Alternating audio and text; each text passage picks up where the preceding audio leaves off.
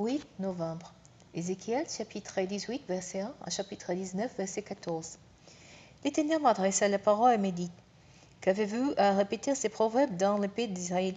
Les pères ont mangé des raisins verts, mais ce sont les dents des enfants qui en sont agacées. Aussi vrai que je suis vivant, le Seigneur l'Éternel le déclare: Vous n'aurez plus lieu de répéter ces proverbes en Israël. Voici, toute personne m'appartient, les fils comme les pères appartenant. Eh bien, c'est la personne qui péchait qui mourra. Soit un homme qui est juste et qui agit avec droiture et selon la justice. Il ne participe pas aux repas de sacrifices sur les montagnes et ne tourne pas les regards vers les idoles de la communauté d'Israël.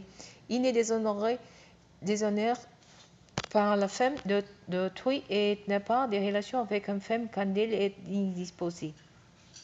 Il n'exploite personne, restitue son gage à celui qui lui a emprunté de l'argent. Il ne commet pas de vol.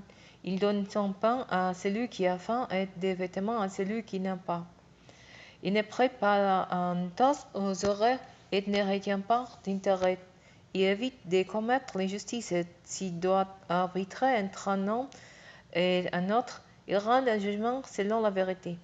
Évite un accord avec mes lois et obéit à mes commandements pour agir loyalement. Un tel homme est juste et il vivra. Le Seigneur l'Éternel le déclare. Mais si cet homme a un fils qui est un brigand, un criminel, et qui est coupable de l'un de ses actes, alors que son père n'a commis aucun, il participe aux repas sacrificiels sous les montagnes, où il déshonore la femme d'autrui, où il exploite les pauvres et les démonisent, il commet des vols, ne rend pas les gages reçus, où il porte les regards sur les idoles et prend part à les rites abominables. Ou encore, il prête un tasse aux horaires et retient des intérêts. Ces fidèles vivra-t-il? Non, vous dis-je, il ne vivra pas. Puisqu'il a commis toutes ces choses abominables, il mourra et il sera seul responsable de sa mort. Si maintenant cet homme a un fils qui est témoin de toutes les fautes commises par son père, bien qu'il ait vu ces fautes, ses fils ne les a pas imitées. Il ne participe pas aux efforts des sacrifices sur les montagnes. Il ne porte pas ses regards sur les idoles de la communauté d'Israël. Il ne déshonorait pas la femme d'autrui. Il n'exploite personne, ne retient pas de gages, ne commande pas de vol, mais il donne son pain à celui qui a faim et des vêtements à celui qui n'a pas. Il ne fait pas de tourtes aux pauvres, ne prête pas un toast aux oreilles, ni ne retient des intérêts. Il applique mes lois et va vite selon mes commandements. Eh bien, ce fils ne mourra pas pour les fautes de son père, il vivra. C'est son père qui a opprimé autrui, qui a volé son prochain et n'a pas bien agi au milieu de son peuple. C'est lui qui mourra pour ses propres fautes. Vous demandez, pourquoi le fils n'est pas-il pas pour les fautes de son père? Eh bien, parce que le fils agit avec droiture et selon la justice, par qu'il a obéi à tous mes commandements et les a appliqués, il vivra. C'est la personne qui pécha qui mourra et le fils ne sera pas tenu pour responsable de la faute de son père, ni le père tenu pour responsable de la faute de son fils. À celui qui est juste, sa droiture sera rapportée à son compte, et l'on portera en compte du méchant sa méchanceté. Si le méchant s'est détourné de toutes les fautes qu'il a commises, s'il obéit à tous mes commandements et agit avec droiture et selon la justice, il ne mourra pas, il vivra. Parce qu'il menait à présent une vie juste, on ne tiendra plus compte de tous les péchés qu'il a commis, et il vivra. Pensez-vous que je prenne le moindre plaisir à voir mourir les méchants? Demande le Seigneur l'Éternel. Mon désir n'est-il pas plutôt qu'il abandonne sa mauvaise conduite et qu'il vive? Mais si les justes abandonnent sa droiture et se mettent à faire le mal, en imitant toutes les pratiques abominables de méchants, pensez-vous qu'il vivra? On ne tiendra plus compte de tous les actes justes qu'il a accomplis par le passé et il mourra à cause de ses transgressions et de ses fautes. Vous prendrez la manière d'agir du Seigneur n'est pas équitable. Écoutez donc, gens d'Israël, et c'est ma manière d'agir qui n'est pas équitable. N'est-ce pas plutôt la vôtre?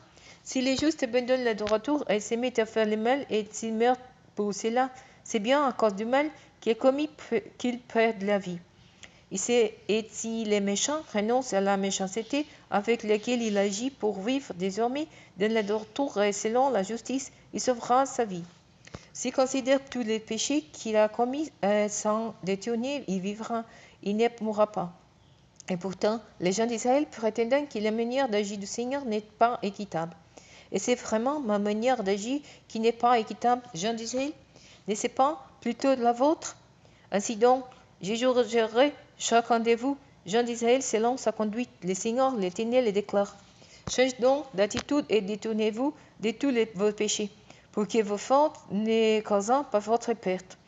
Rejetez loin de vous tous les péchés que vous avez commis contre moi. Faites-vous un cœur nouveau et un état d'esprit nouveau, car pourquoi faudrait-il que vous mouriez, gens d'Israël? Vraiment, moi, je ne prends aucun plaisir à voir mourir qui ce soit. Le Seigneur, l'Éternel le déclare. Convertissez-vous et vivez. Et toi, entendant comme plainte sous le prince d'Israël, dit: Oh, quel lion était ta mère parmi les lions. Il était étendu au milieu des lionceuses, et-il élevé ses petits. Le lion donna la prééminence à l'un des trosses. Il devint un jeune lion, et il apprit à déchirer sa proie. Il dévora des hommes. Des peuples étrangers ont étendu par les lulus.